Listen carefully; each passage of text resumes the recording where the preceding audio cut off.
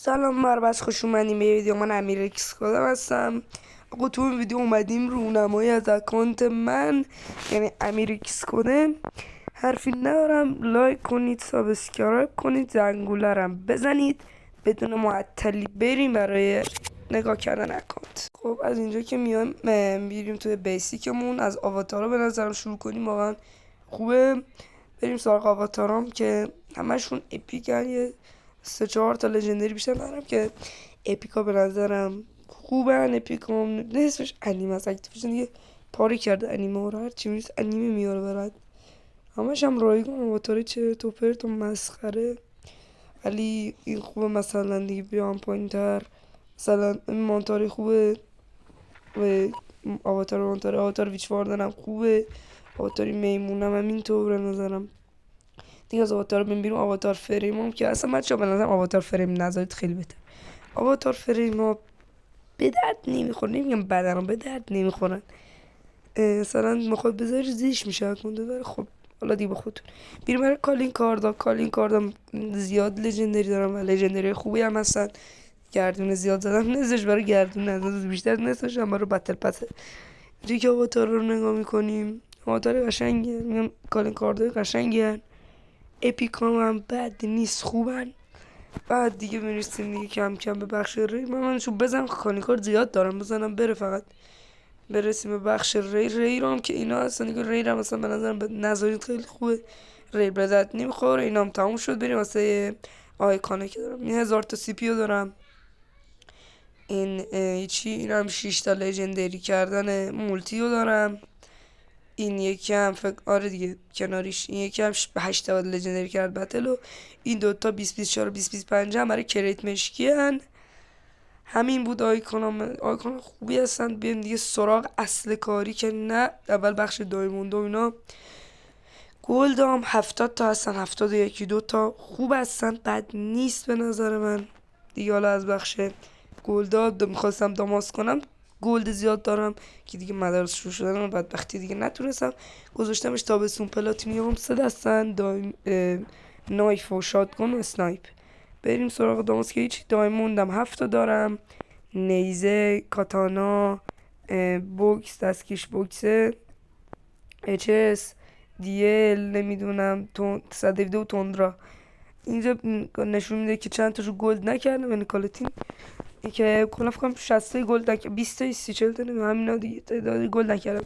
میرسیم رنگ زامبی که زامبی ها رنگاشو، این که کلشو دارم دیریمه رو. اینجا هم کلشو، اینم کلشو. کلا رنگی تا به دل بخواد. اینجا رد اسپرایت رو که میبینیم که خیلی خوشگل و ناناس ازش دارم زیاد. از هر رنگ تورنمنت هم دارم. بعد از این دیگه تورنمنت ها به درد نمیخوره رنگشون دیگه. اینو دیگه واقعا مسخره رنگاشون. مثلا آبی خوب بود یه خورده، این قرمز هم بد نبود ولی خوب دیگه بقیه‌اش مسخره است واقعا. بعد اینجا دیگه همین دیگه، اینم خوب بود. اینجا رنگ اینا هم برای صدف درایگان است که کلشو گرفتم ولی جایی ترینه تا یه جایی دارم. میریم سراغ اصل کاری، یعنی گانا. لوکاس رد کابت دارم، ازول شادو مارکسمن دارم، هولگر جاکت لترنی همون برای هالووین رو دارم. میریم سراغ گانای اپیکم که گانای خوبی هن. 440 تا اپیک دارم. اولین گانام به نظرم دیل گریمندینگ واقعا خوبه.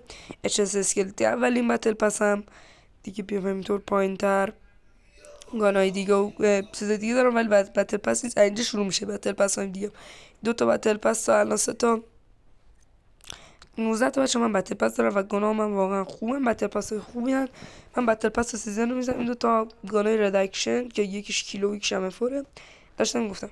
بتل پس ها 19 تا دارم که همشون هم به در بخورن و بتل پس سیزن هم هستن.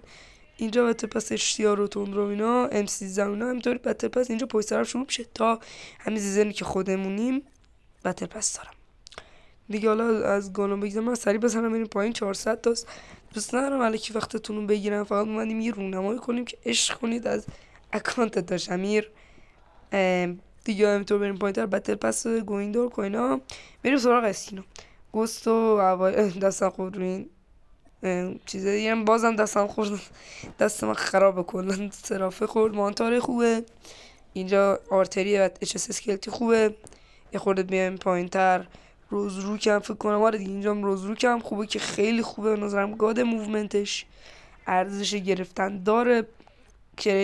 کارت کریتا یعنی زرداتون رو جمع کنین که بتونین رو بزنید وایسید اگه خوششانس باشید برمیگرده دیگه. بیاین پایینتر چیزی دیگه اینجا اسکین خوبی دارم ولی به اندازه روزو نمیشه. اینجا میرسیم به ماکارو و اوترایدر.